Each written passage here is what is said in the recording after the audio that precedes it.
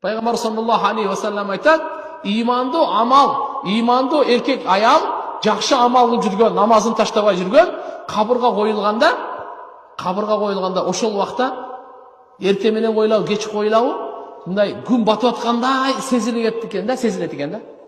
Бұл көзі қатты ұйықтап қалғандай, көзін уқалап, тоқтап тұрлашы. Мен асыр оқып алайыншы, асыр қаза болып кетпесін деп қалады екен да.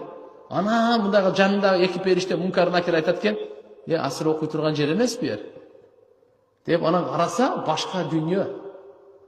Башқа дүниеде екенін көрсе, анан кейін ана егерде көрмейсіз бе? Намазға шашып жүрген аял, намазға шашып жүрген еркек қабырда дағы шашады екен да. Мен намаз оқып алайын, тоқта тұр, намаз оқып алайын дейді екен да. Періштелер айтады екен, біз сенің адамның келбетіне келеді, сұрайды да. Сұраққа келгенде айтады екен, жоқ, мен намаз оқып алайын. Қарапса, анан кейін қараса, ал жер намаз оқи тұрған жай емес.